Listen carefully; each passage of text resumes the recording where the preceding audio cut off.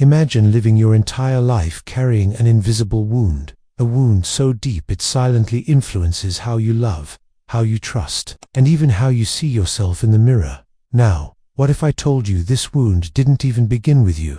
What if it existed long before you could speak, perhaps even before you were born? This is what psychologists call the mother wound. But let's be clear, this isn't about blaming your mother. It's about breaking a cycle that has quietly passed from one generation to the next. It's about reclaiming the pieces of yourself that were never truly yours to carry. And by the end of this video, we'll reveal the key that Carl Jung himself believed to be the ultimate path to wholeness and true individuation. This journey might stir something raw inside you. It may unlock doors you've kept sealed for years.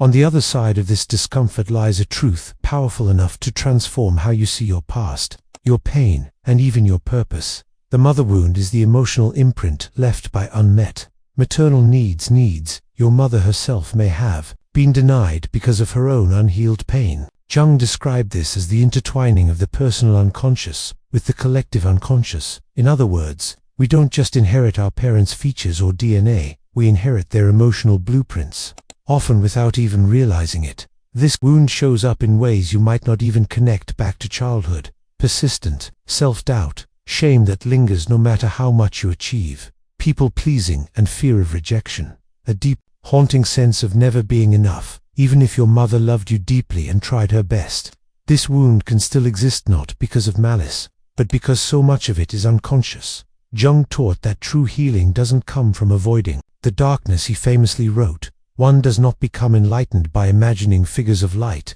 but by making the darkness conscious." And this is exactly what we must do, because until you face it, the mother wound will quietly shape your choices, your relationships, and your self-worth from the shadows.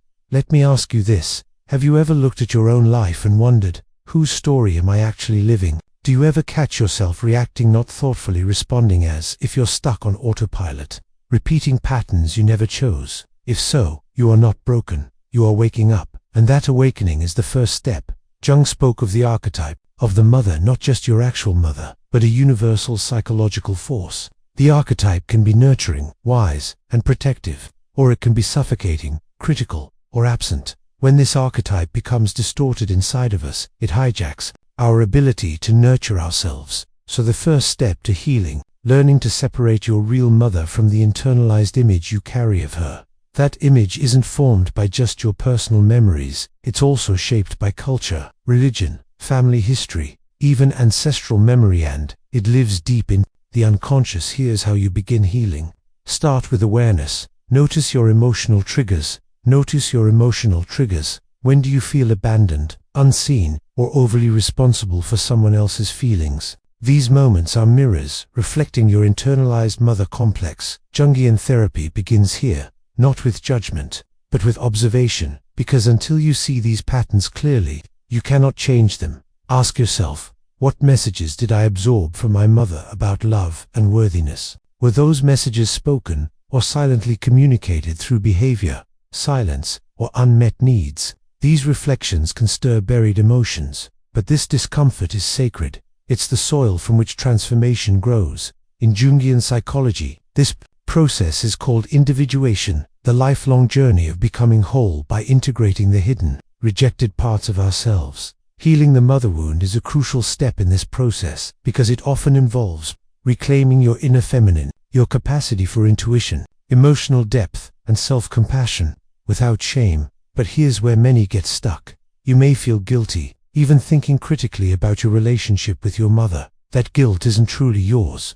It belongs to the loyal inner child who believes that love must always come at the cost of truth. True healing honors complexity. It allows you to hold compassion and pain side by side. Picture a small child holding their own broken heart, finally realizing they're allowed to grieve in it, just the mother they had, but the mother they needed.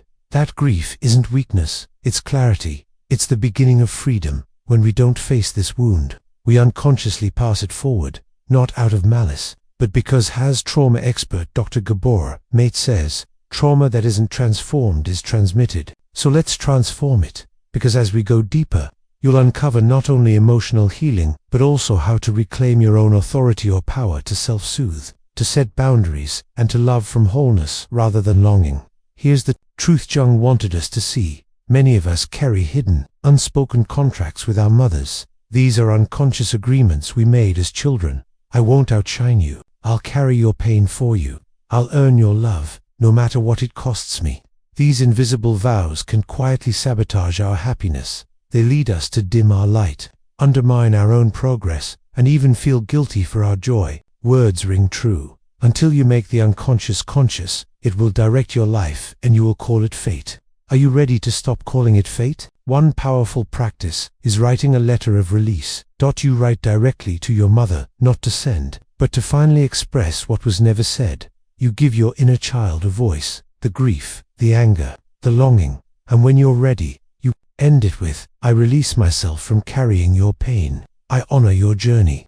And now, I choose my own. This is not betrayal. This is rebirth.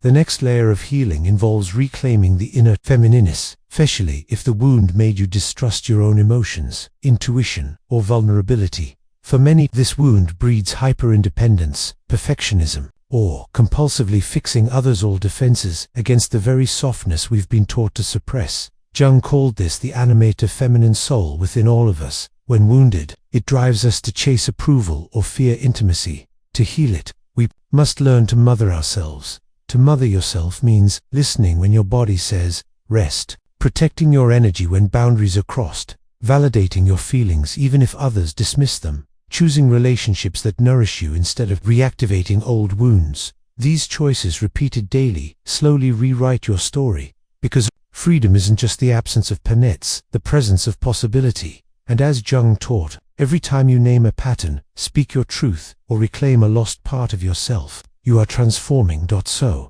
I'll ask you once more, whose voice echoes in your head when you doubt yourself?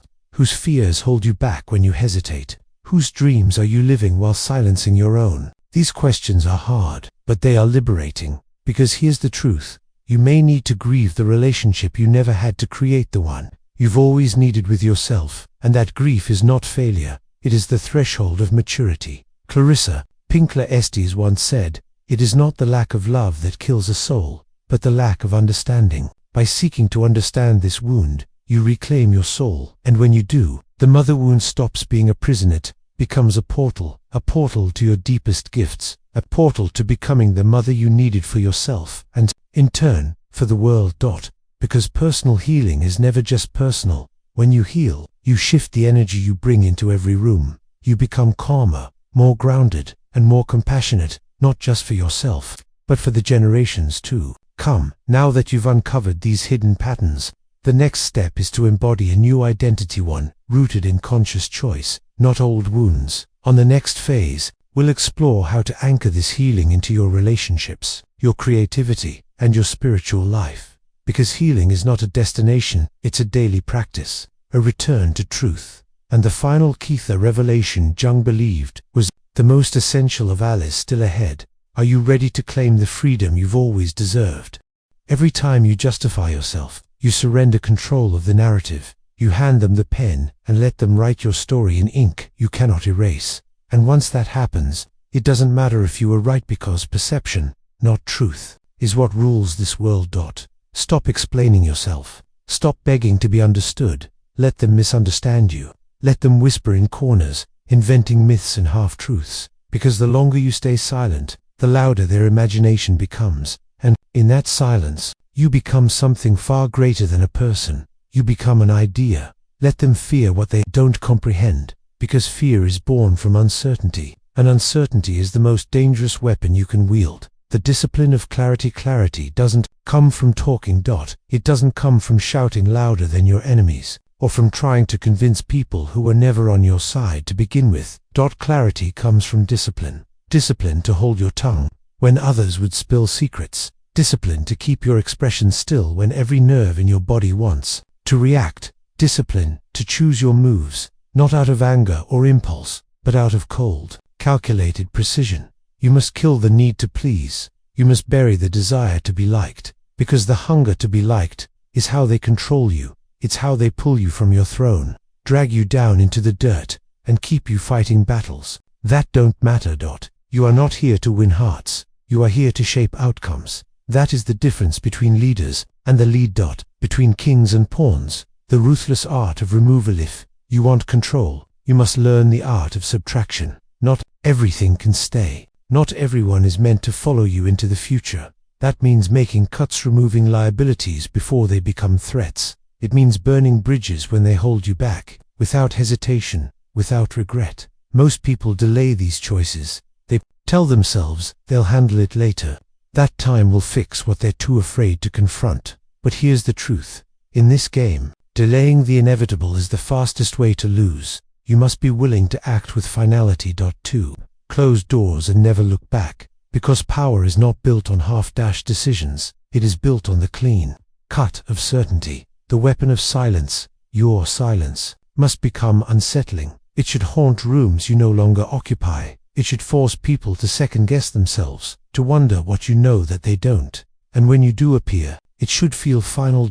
Like judgment itself has entered the room, not because you shouted, but because your very presence carries the weight of inevitability. This is how legends are made, not by noise, not by rage, but by restraint. Most people can't handle restraint. They lash out, they panic, they argue. They are dragged around by their emotions like dogs on leashes, desperate to bark louder than the next. You will not be like them, because once you sever that leash, once you free yourself from the chains of reaction, you become untouchable. The long game of kings. Now you can play the long game. Now you can sacrifice pieces without hesitation, because you understand something they don't. It's not about this move, it's about the move after. You stop chasing approval, you stop explaining, and suddenly you realize the battlefield has shifted. Now you are no longer one of the pieces being moved. Now you are the one moving them. This is how kings rise from the shadows. Not by kindness, not by popularity, but by precision.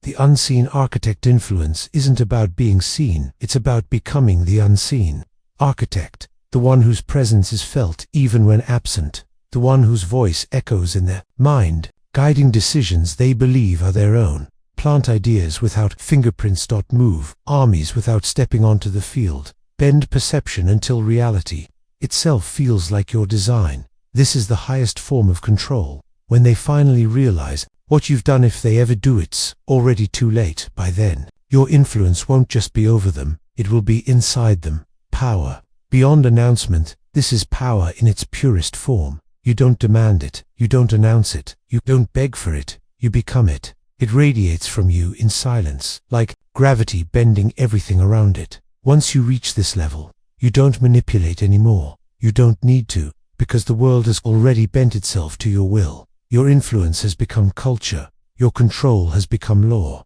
People enforce your will without even realizing it, because they've stopped seeing it as yours. It's simply how things are now. The Machiavellian truth. This is what Machiavelli understood centuries ago.